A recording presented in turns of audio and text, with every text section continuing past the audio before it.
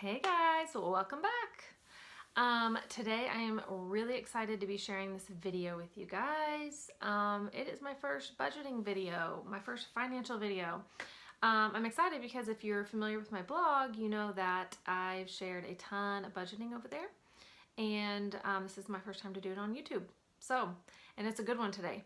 I'm also really excited because I am doing my first collab and I'm doing it with someone who I adore. Her name is Andrea. Her channel is Andrea Worley. I'll link it below for you guys to go check out. And she's also going to be sharing ways that we save money. So I've kind of known Andrea before YouTube, through like blogs and social media. So I'm really excited to be collabing with her today. If you're coming over from Andrea's channel, welcome to my channel. Thank you for coming over here and watching the video. I hope you guys learn a bunch of different ways to save money. I share here on my channel just basically a lifestyle channel with budgeting tips, mommy videos, routines, cleaning, this and that. So if you guys like what you see and want to see more, please subscribe below. All right, so today I'm going to be sharing different ways that we save money.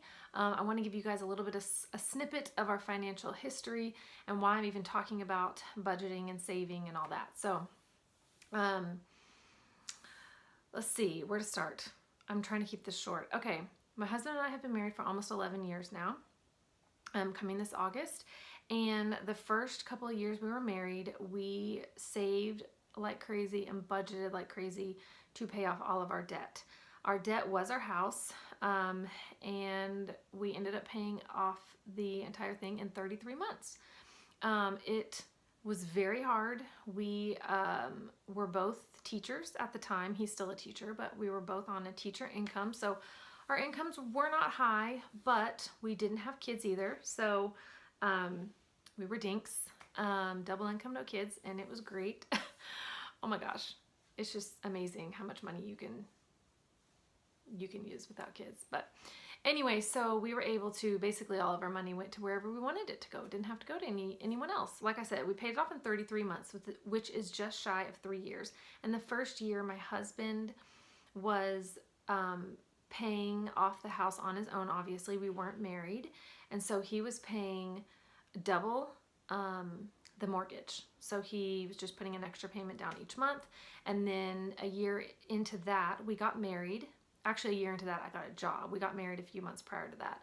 But I got a job, and so then we just added more to the mortgage, and more and more and more. And the closer we got, the more we added, because we saw the light at the end of the tunnel. We were both teachers. He did have an extra, he still does this too, but he had an extra job, which is reffing college basketball. So during basketball season, he brings in an extra income. And that is what we used to pay off our house. So clearly we had to budget very tightly. It was really hard. I had breakdowns at least once a year. Why can't we spend money? And I look back and I'm like, God, we still went on a vacation every year. You know, we still went out to eat. It wasn't like some of these rice and beans stories that you hear from Dave Ramsey, which I'll get to in a minute. But it just, when you're in it, it's so hard. So for those of you who are paying off debt, kudos to you. Keep going. It's going to pay off. So in a nutshell, we had to really budget. We had to save money in a ton of different areas that we could. I am going to give you 15 different ways that we save money. And yeah, I hope you guys enjoy this. So number one way we save money. The number one most important way is budgeting. You have to have a budget in order to know how much you're spending, which will help you save money. For example, if we budget $400 for groceries, and I'm constantly budgeting weekly, if not daily, then I know, week 3 I have $50 left. I better be frugal. So having a budget, knowing exactly where every penny goes, I'm literally mean every penny, not rounded to the dollar, every single penny. We account for everything. So we even have a miscellaneous category in our budget where miscellaneous stuff goes. So And we of course have a savings for anything that comes up, which something always does. So that is the number one thing I could tell someone is budgeting. And I plan to do a budgeting video and share exactly how we budget, what we use to budget, give that to you guys to use if you want. So if that is something that is of interest, let me know below. But I do plan on sharing just how we budget. Okay, so number 2, my husband goes and searches for different rates for electricity. So whether that's monthly, every 3 months, every year, he will go to thepowertochoose.org and he will search for the best rate for electricity providers. So we're not, stuck into anything that's too expensive. We change often. And we live in Texas, so our AC is very, very much used in the summer, and we have not gone over, I would say for our AC in the summer, a month, it's like 100 to 150, and that's pretty crazy for where we live. So we are in a 2,000 square foot house, excuse me. So that helps, and it's 1 story, so it's definitely going to be different based on what you live in. But anyway, we search for electricity providers constantly. He does that. Also, in relation to that, unplug anything that's unused. I find that super annoying. My husband used to do that all the time, to the extent, and it was annoying, like lamps that we use. I wouldn't say do that. I would say, anything that you don't use often, unplug. Like if you have a toaster on your counter, I would unplug that until you use it. If you go out of town, definitely unplug everything. A lot of energy is used with things that are plugged in and not on even. Number 3, I learned how to cut my boys' hair. So I did not want to do this. I'd much rather just go take them to a salon, get it cut, be done with it. But my husband was like, you can do this, you can do it, you can cut their hair. So I will say I do not cut their hair before they are 3-ish, only until they can sit down and watch a video or iPad or something, because it's not worth it. I can't do it. My first son, I didn't have to cut his hair till he was 2, or he didn't have to get haircuts till he was 2. My second, he had to get haircuts starting at a year old. So I take him to the salon and get it done somewhere cheap just to trim it, and then I learned how to do their haircut. So the first few times weren't pretty, but they're pretty good. They're not too bad. If you want me to do a video on that, let me know as well. I think it would be kind of interesting to see how someone cuts their hair that's not a professional. There are some really good videos on YouTube of tutorials on how to cut boys' hair, so I would definitely check that out if you do have boys. The problem with boy haircuts is they need it so often. They need it, for me, our boys about every 6 weeks, because I like their hair short. So for us, it costs about $20 with tip per kid, where I like to go. We could probably get a little bit cheaper, maybe $16 with tip, depending on where we go. But so that's $40 almost every month that we're saving. So I just, I don't know, I just learned how to do their hair. And I mean, it's not perfect. And I will say, if we get professional photos done or something, I'll take the boys to the salon and get their haircut. But that's usually just once a year. So number 4, we do our own yard work. And by we, I mean my husband. He mows the lawn, edges, all that stuff, trims bushes.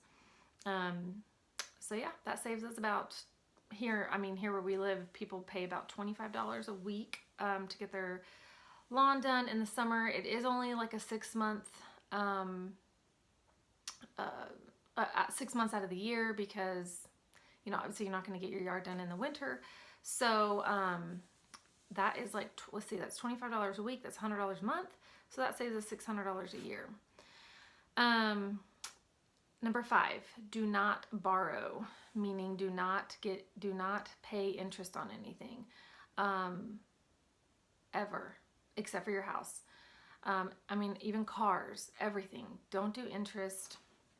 It's just wasted money. You are literally giving someone money for nothing. Like, you don't get anything in return for it. Nothing. I guess you could argue you get it when you want it, because you're getting it before you have the money for it. But yeah, interest is just such a huge waste of money. If you can avoid it, avoid it. Number 6, we pack our own lunches. So the boys get their lunch packed, and my husband takes his lunch. Our son, who just started kindergarten this year, really wanted to do, he really wanted to buy lunch. So we let him buy lunch about once a week. But other than that, we pack his lunch.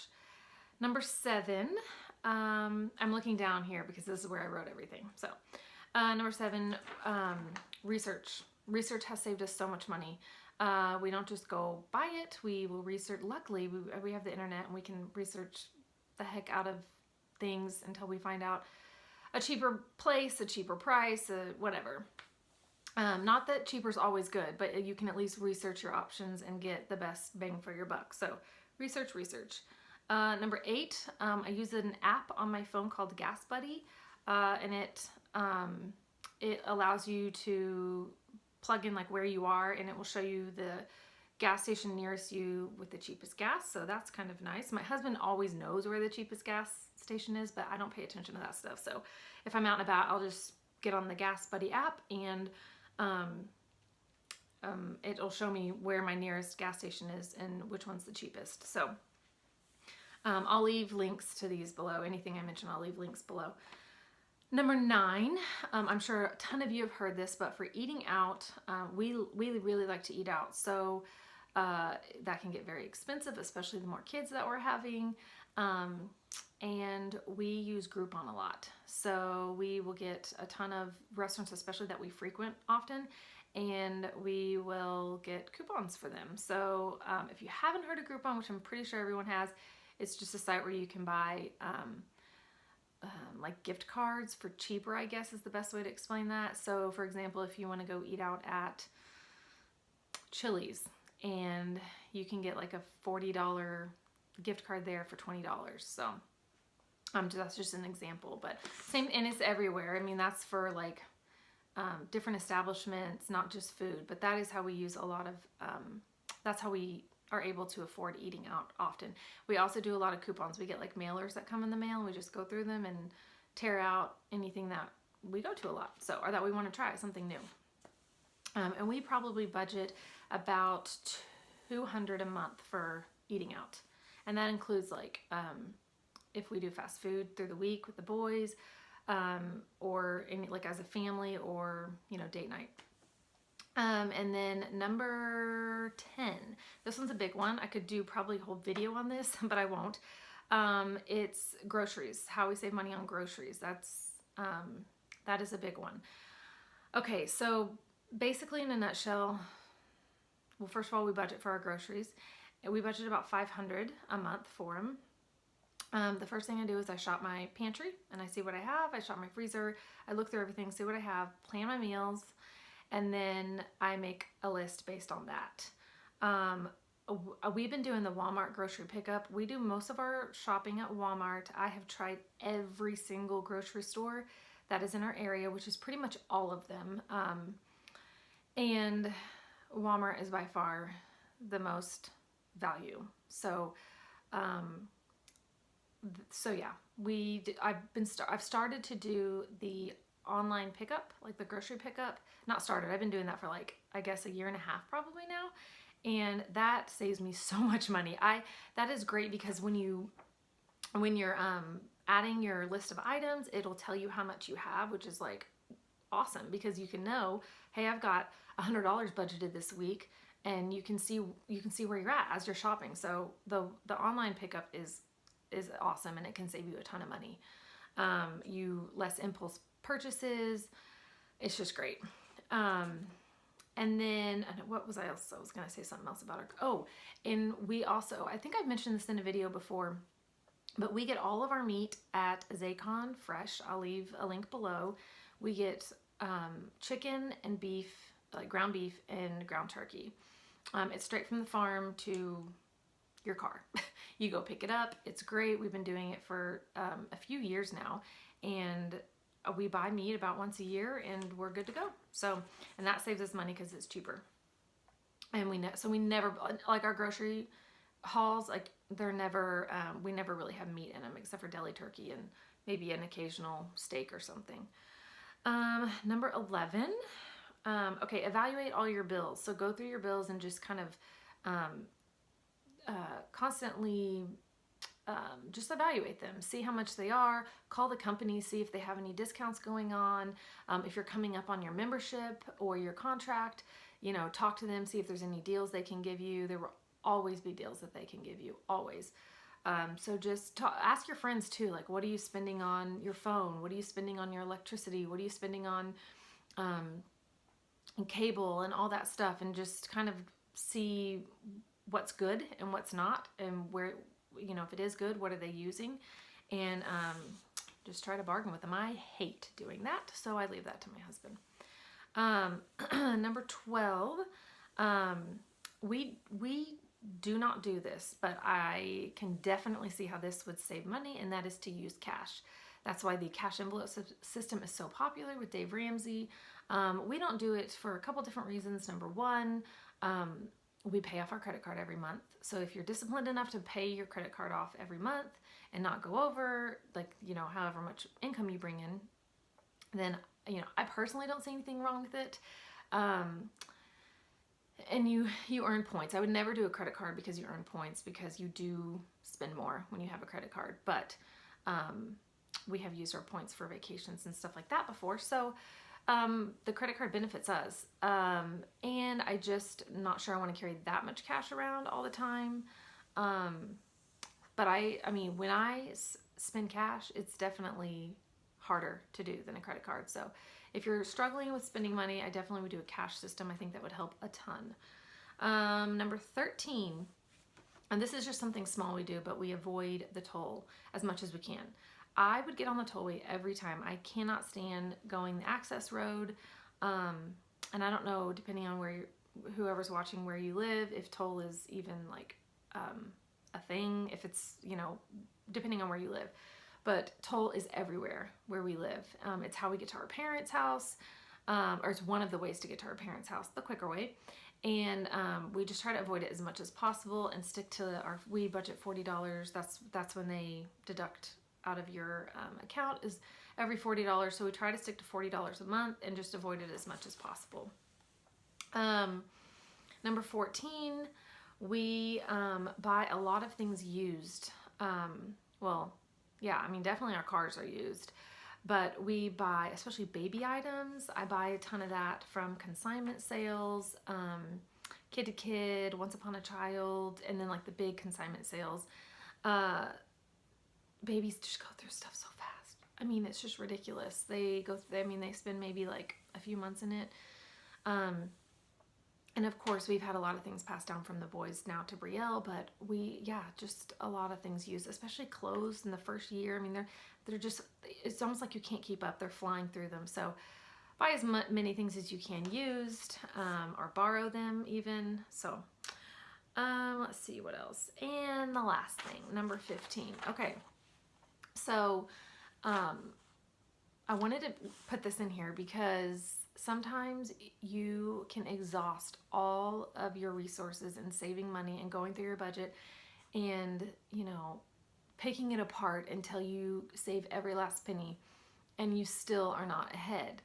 And so I would say that the last way you could save money is just to make more money. I was talking to a friend, and we were talking about just ways to save money. And she said, you know, sometimes the best way to save money is just to make more money. You know, like I said, you've exhausted all your resources. You've tried to save everywhere you can, and it just comes down to income, and you just have to make more money.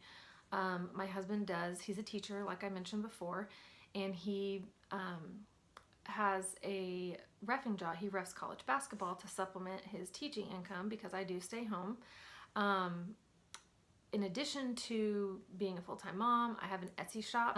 And so that also brings in a good bit of income for our family as well. So, yeah, if you are really struggling to find ways to save in your budget, see if there's anything you can do to supplement your income, whether it be babysitting, dog sitting, you know, opening up an Etsy shop, you know, selling things. We made a ton of money this summer selling things, which let us revamp our whole entryway and dining room, which I plan to share the makeover.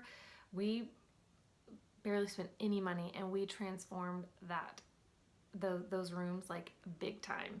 So sell things, go through your house and just sell things you can to pay off debt. So those are different ways that we have saved money. We still do a lot of these things today, and we did those things when we were paying off our house. You know, we're down to one income now, so it's a very similar situation to when we were paying off our house. But anyway, I hope you guys found some of those helpful, and if there is, if you guys have any ideas, which I know a lot of you do, I mean, I could have kept going and going, please leave them in the comment below. Let me know if you guys have paid off debt. So I hope you guys enjoyed this video, and make sure to go check out Andrea's video. I'll leave her link below, and yeah, I'll see you in the next one. Bye. 3 hours of sleep right here. Whoa. That is bad. All right.